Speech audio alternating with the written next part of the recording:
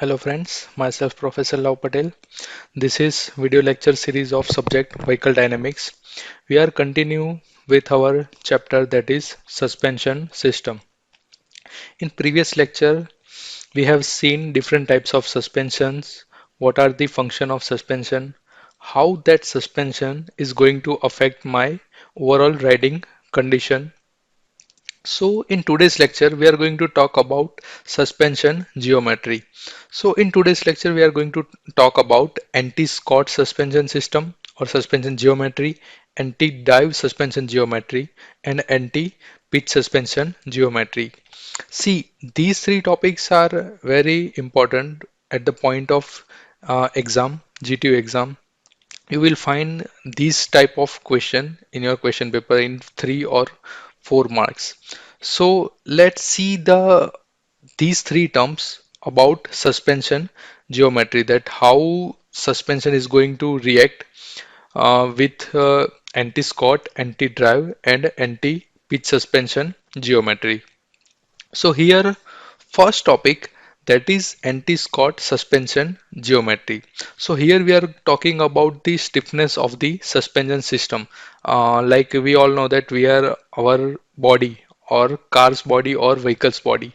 That bodies are having such several mass that is directly affect my overall suspension, how suspension is going to compress or extract, that is depending upon the overall vehicle body mass and how the mass is going to transfer.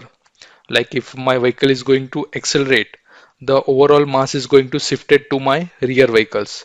If I'm going to apply braking effect, so due to that braking, my overall mass is shifted to the front suspension system.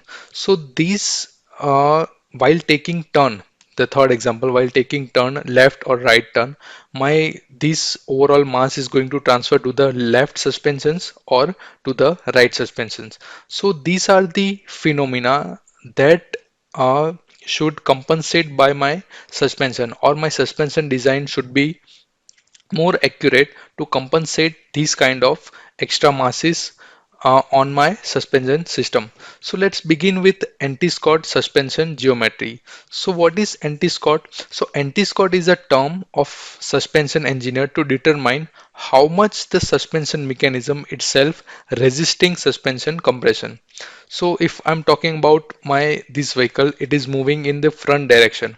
If I'm going to accelerate my vehicle, what will happen? Due to that acceleration force, my vehicle is going to lift from the front side. So what will happen at the front suspension system? It is going to extract. Or what will happen to my rear suspension? That is going to compress. So this is the phenomena at which my suspension, rear suspension, is going to compress while accelerating the force. Or we can say that the anti-Scott is the mechanism or the term that resists to compression. Okay, we need to mark my rear suspension to that stiff that it is not going to completely compress. So for that, anti-Scott is the resistance to compress due to the forces for the engine. If I'm talking about bicycle, so in my bicycle, human effort is the engine, and due to that human effort, that suspension is not going to compress. So here is the term, how to calculate anti-Scott of the vehicle. So first of all, let us see about the IC, that is instantaneous center, which is the center point or pivot point of the suspension. Second is my chain line. So here you can see this is my chain line where the force is applied. If I'm going to pedal my cycle, this kind of force is going to generated with the help of these chains. And the third one is the center of mass height. So this is the point at which the center is the mass is going to there. So this is my all terminology regarding anti-Scott suspension system. Now moving to the uh, example of anti-Scott. So here you can see the three vehicle conditions. In first case, what will happen if I'm going to accelerate more? The front suspension is extract and the rear suspension is going to compress. So in that case, I can say that the Scott force is that an anti-Scott force is very less. So here you can say that the anti-Scott is less than, very less than 100%. In the second case, my vehicle is not going to affect with the acceleration force. So here you can say that anti-Scott force and Scott force that are very equal, or we can say that the anti-Scott is 100%. So according to these condition, my front suspensions and rear suspensions design should be accurate, or it can compensate both these forces, anti-Scott force and Scott force. So for my condition, I can make anti-Scott as 100%.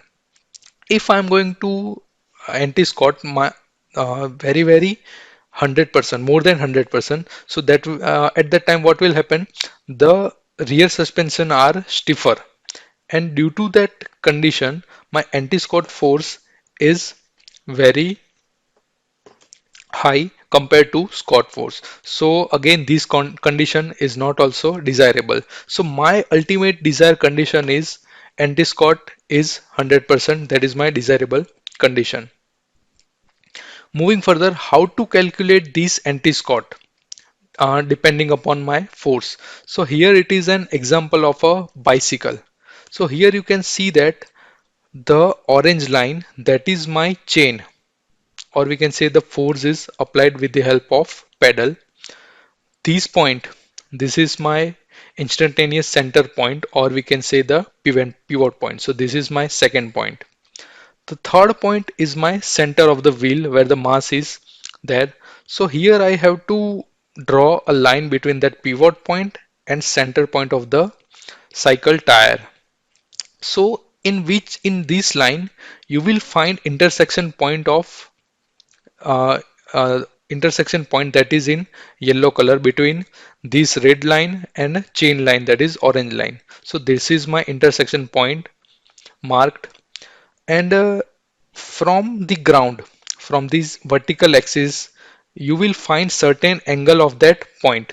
So if my point is around 45 degree, so if I'm saying that this yellow zone that is around 45 degree, you will find 100% anti-Scott zone, or you can say that my suspensions are good in design, or it is not going to extract or compress at a time. If these intersection points in low anti-Scott zone, that in that case you will find this difference between anti-Scott force and Scott force. Also, for high anti-Scott zone, if my intersection point is in somewhere in somewhere between this, so you will find high anti-Scott zone. So ultimately my aim is to design a suspension where my engine force or pedal force, it is going to compensate, and it is not going to affect my overall suspension geometry. So that term is called anti-Scott. Okay, moving further, in anti-Scott we are talking about acceleration. Now what about braking? So for that we have the second term that is called anti-dive suspension geometry, in which what we will have, when the suspension geometry is arranged to transfer some longitudinal weight through the link under braking condition.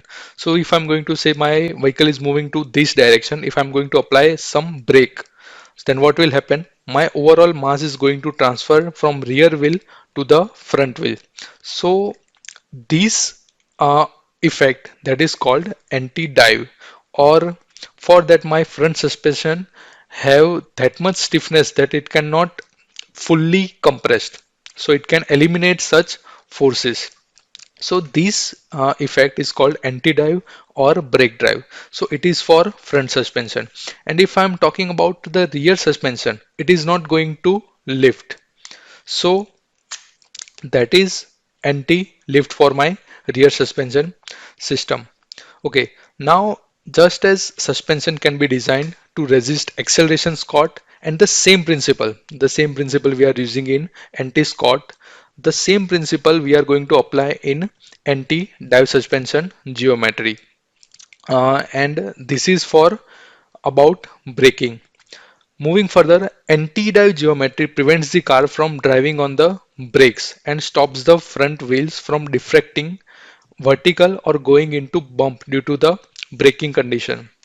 So if I'm going to apply brake, the pitching moment, you can see the pitching moment is that due to that road condition or braking condition. Now this is often a 60 by 40 split or something similar on racing car. So we can say that the racing car is having almost 60% braking effort on the front wheels and 40% on the rear wheels. This is due to compensate between anti-dive and anti-skid conditions. So this is for anti-dive suspension system. Moving further, the third term, that is anti-pitch suspension geometry. So we know that the in acceleration, that is anti uh, in the anti-skid. The second is anti-dive, anti-skid and anti-dive. So due to that conditions, what will happen? My vehicle is going to pitch like this. So if I'm talking about the combination of anti-skid and anti-dive geometry, then it is called anti-pitching geometry. If I'm talking about these two uh, geometry. So what are the two terms? Means both the terms refers to the pitching motion. As I said, due to that anti-skid and anti-dive, my pitching is there. So um, we have to design such a way that pitching is going to reduce. So mathematically, we can find out that the percentage of anti-skid and anti-dive to find out the degree to which vehicle have to pitching motion due to the weight transfer. So if I'm talking about the 100% anti-dive geometry, it means no pitching at all. So my overall suspension system is rigid. If I'm going to talk about anti Scott, then no movement on the first side and anti-dive for the other side. So no pitching motion if I'm talking about 100% anti-dive geometry, at which all the load due to the weight transfer will be bear by suspension arm, and which results in decrease in level of comfort of the driver. So it is directly affect my driving condition or driving comfort. So usually we can take 0% to 50% of anti-drive and anti-skid in our modern cars for comfortable driving and almost we can say less pitching moment. So these are the three suspension geometry that is very important for the suspension system. Thank you.